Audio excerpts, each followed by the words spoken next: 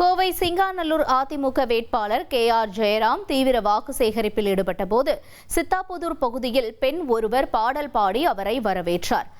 இதேபோல KR ஜெயராம் செல்லும் இடமெல்லாம் தொண்டர்கள் உற்சாக வரவேற்பு அளித்தனர்.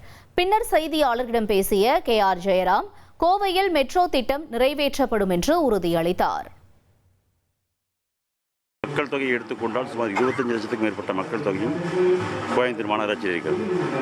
இந்த திராவிட முன்னேற்றக் கழகம் விரிவான திட்ட மதிப்பீடு செய்கின்ற பொழுது தவறுதலான மக்கள் தொகை 2011 மக்கள் தொகை காரணம் 16 லட்சம் பேர் என்று கொடுத்து அது தவறுதலாக கொடுத்தது மட்டும் இல்லாமல் அந்த மெட்ரோ ரயில் ஜங்ஷன் ஸ்டாப் இருக்கக்கூடிய இடங்களிலே 22 மீட்டர் அகலம் இருக்க வேண்டும் என்று விதிகள் இருக்கிறது.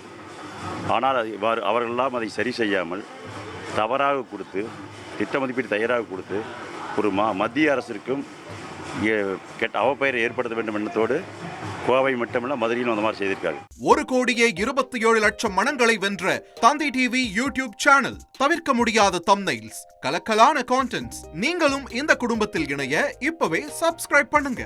அசுரபலம் கொண்ட எங்கள் டிஜிட்டல் கரங்களில் உங்கள் விளம்பரங்களை சேர்க்க வாட்ஸ்அப் பண்ணுங்க.